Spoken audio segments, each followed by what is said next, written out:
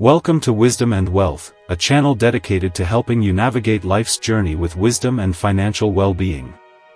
As we mature, understanding our minds and emotions becomes even more crucial. So, today, we're diving deep into a common challenge: how to clear our minds, especially when those pesky thoughts seem to multiply during meditation or focused work. It's a frustration many of us experience, but the key lies in shifting our perspective. Are you finding value already? Please consider liking this video and subscribing to our channel for more insights like this. Many of us believe that meditation is about achieving a state of complete emptiness, but that's simply not the case. You can absolutely meditate while having thoughts. The beauty of meditation lies in embracing those thoughts, not fighting them. Don't try to force them away or block new ones from arising. That approach can actually backfire, leading to even more mental clutter. Remember, trying to stop your thoughts is, in itself, a thought. Think of it like trying to hold a beach ball underwater. The harder you push, the more forcefully it springs back. So instead of struggling, consider a different approach. The essence of meditation isn't about thought suppression, it's about cultivating awareness of those thoughts. The Buddhist tradition offers a practice called chitanoasana, a technique that encourages us to become observers of our mental landscape. The idea is to allow thoughts to enter our minds without getting swept away by them. Often, we're simply unaware of what's happening in our minds, and that lack of awareness is where the real trouble begins. Remember to hit that like button. When we're not mindful of our thoughts, we become vulnerable to unwholesome impulses like greed, craving, anger, and resentment. Think about it: a lustful thought might arise, and instead of recognizing it for what it is, we become consumed by it. It is normal for everyone to feel all of those. But, what if you could gently acknowledge the thought, observe it, and then let it pass? That's the power of mindfulness. By simply identifying a thought, this is a lustful thought, you create space between yourself and the impulse. It's like shining a light on a shadowy corner. Once illuminated, the darkness begins to dissipate. Are you ready to take charge of your life? Subscribe today. Think of your mind as a curious child. When unsupervised, a child might get into all sorts of mischief. But when you pay attention, the child tends to behave better, knowing that their actions are being observed. Similarly, the mind is naturally inquisitive, constantly seeking something to latch onto. To quiet our minds, we simply need to gently direct our attention to the thoughts as they arise, without judgment or resistance. The more we try to suppress them, the more persistent they become. It's a paradox, but acceptance is the key. The act of observing your thoughts brings you back to the present moment. After all, these thoughts are occurring right now. By witnessing their appearance and disappearance, you begin to experience their impermanence. Just like clouds drifting across the sky, thoughts come and go. As you consistently practice this awareness, you'll notice that your mind naturally becomes calmer and quieter. It's a gradual process, but with patience, you'll see real results. So, the next time your mind feels overwhelmed by thoughts, remember this simple exercise: identify one thought at a time. Step back and observe your mind as if you were looking at something external. Notice when the thought arises, acknowledge its presence, and then observe as it fades away. With practice, you'll be amazed at how quickly your mind quiets down, allowing you to meditate or focus on tasks with greater ease. Incorporate this simple technique and gain greater mental clarity. Like this video if you are learning to manage your thoughts. Now, let's shift gears to another vital aspect of navigating life successfully: managing conflict. Life inevitably involves disagreements and accusations. Sometimes, the criticism is deserved, and sometimes, it's not. But the way we handle these situations can significantly impact our well-being and our relationships. Have you ever found yourself in an argument that left you feeling worse than before?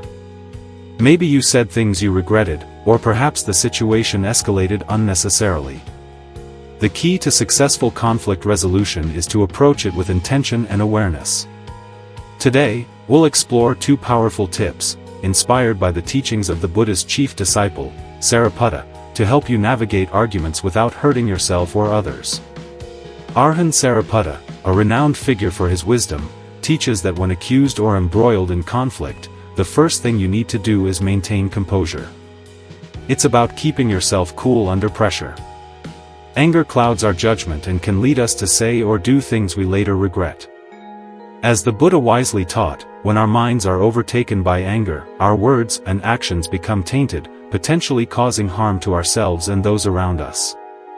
Are you gaining wisdom? Subscribe to keep learning. Losing control of your emotions can lead to a downward spiral of negativity.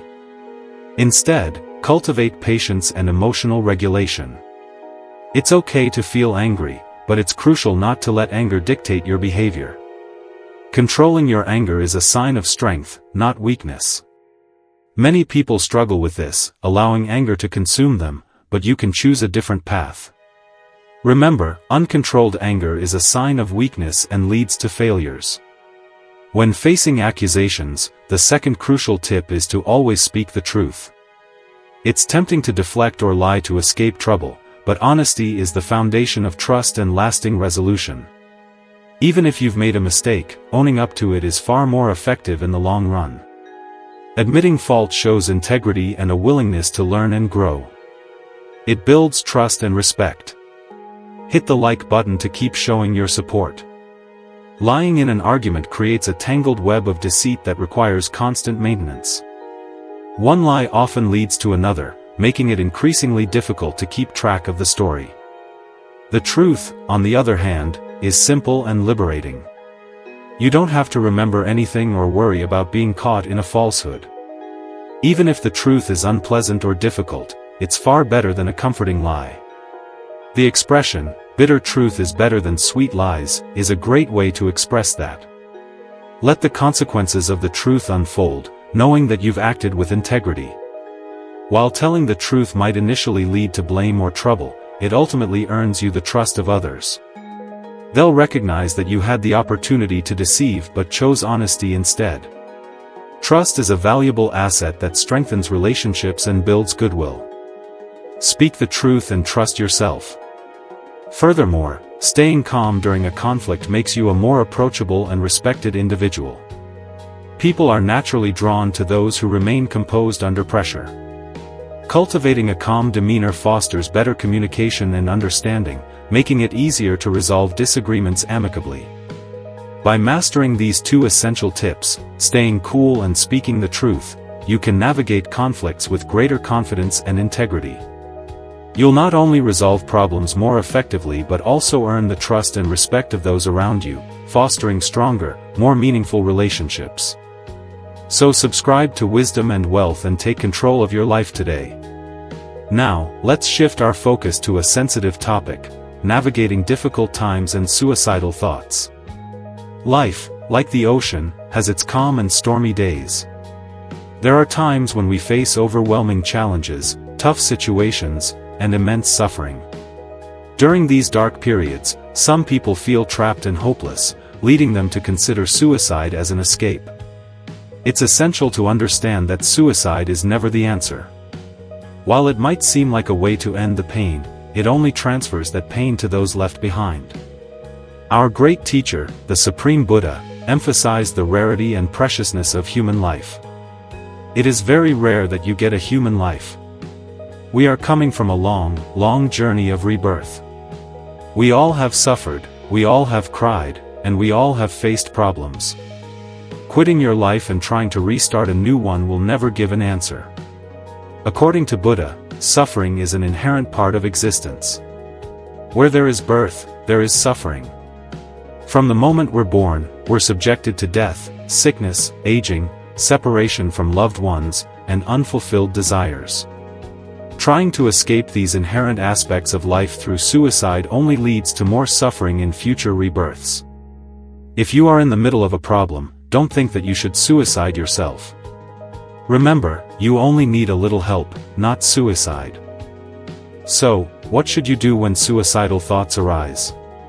The first step is to be open and honest about your feelings. Don't isolate yourself or try to suppress your emotions. Find someone you trust, a parent, friend, teacher, or mentor, and talk to them about what you're going through. Don't hide those sad emotions. Subscribe to Wisdom and Wealth and keep improving your life. It's crucial to choose a person you can confide in, someone who will listen without judgment and offer support. Sharing your burdens with someone else can lighten the load and provide a fresh perspective. Most of the time we are facing difficult situations, we hide in the corners and dark rooms, and we keep on thinking and thinking. If you step out of the loneliness and have a chat with the elders or those you can trust, you may get some advice or help to your problem. The dark nights don't last forever. Another essential step is to cultivate self-love and self-compassion. You need to love this thing. You don't have the right to destroy this thing.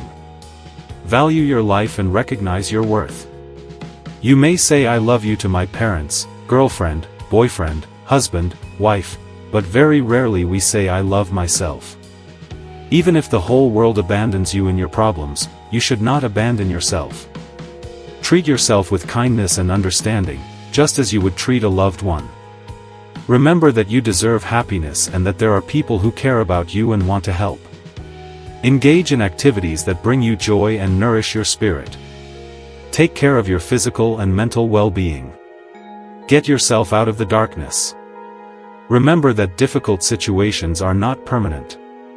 Just as storms eventually pass in the ocean, so too will the challenges in your life. Don't let a temporary setback define your entire existence. Have faith in the future and believe that brighter days are ahead. The difficult situations, experiences, evil experiences, bad sad days are not permanent. There may be a storm one day, but the next day will be peaceful. If you quit your life, you don't have the ability to enjoy it when the coming good days arrive. This too shall pass. To help you navigate difficult times, here are 3 crucial pieces of advice. First, do not reply or take action when you are angry. Say nothing and do nothing. Second, don't make promises to other people when you are too happy. Third, never make decisions when you are sad. People often take decisions when they are sad, and that is the worst time to take a decision.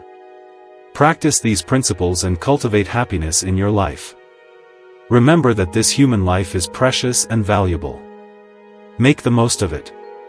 So practice and have these pieces of advice in your life, practice them, find happiness in your life, enjoy this life, and remember that this human life is valuable. You got this. Please subscribe for more words of wisdom. Let's now delve into a common yet often challenging emotion, anger. Anger, as a natural human response, is not inherently bad. However, when uncontrolled, it can become destructive, leading to trouble and regret. So, today, we'll explore a practical approach to managing anger, transforming it from a destructive force into a manageable emotion. It's crucial to recognize that mastery over anger is not an easy feat. Anything that brings happiness or peace to our lives requires effort and dedication. While it may be challenging, the rewards, a more peaceful and fulfilling life, are well worth the effort. The practice that Buddha taught is a difficult task, but do not abandon it, because we like to be happy and peaceful in our lives. So, what are the things we can do to deal with our emotions of anger? The first step in managing anger is to acknowledge its presence. You can't control what you don't recognize. This involves cultivating mindfulness, paying attention to your thoughts and emotions as they arise. When you're about to get angry, ask yourself, what am I thinking now? In which mode are my thoughts in now? This simple question can help you identify the onset of anger and prevent it from escalating. To know that you are angry is the first step to managing your life. Hit the like button. The second step involves recognizing the physical signs of anger. Think about a time when you felt angry. How did your breathing change? Did your heart rate increase? These physical sensations are clues that anger is building. A common physical manifestation of anger is a change in breathing patterns. Typically, your breathing becomes faster and shallower. Slowing down your breathing can help calm your body and your mind. Take a deep breath in and let it out. By taking slow, deep breaths, you send a signal to your body to relax. Think about how you breathe when you're relaxed, after a long day of work. You take a deep breath in and out. Give the message to your body to calm by taking 2 or 3 deep breaths in and out. With a calmer mind, you can now wisely reflect on your thought patterns. Ask yourself, why did I become angry with this person or situation? It is something that I have created. It is something that I have created. Now, reflecting on your thoughts, you can realize that anger does not prevail in an outer world in that person or that thing. The specific thing about anger prevails in my mind. When triggered to be angry, you come up with 2 choices: to react with negativity or to respond with positivity. You have the power to choose how you respond. Believing in patience is the key. Remember, there is nothing in this world that has been solved with anger. Hatred does not cease by hatred. It ceases by love and kindness only. That is why, you have to believe in patience, compassion and forgiveness. While it's natural to feel angry at times, it's essential to learn how to express that anger in a healthy and constructive way. Patience and kindness can create a safe space for dialogue and understanding, allowing you to address the underlying issues without escalating the conflict. Before you do something from your body, from your speech, or from your mind, just wisely reflect on whether what I'm going to do is worthy of doing. Subscribe to Wisdom and Wealth for more ways to keep your mind healthy.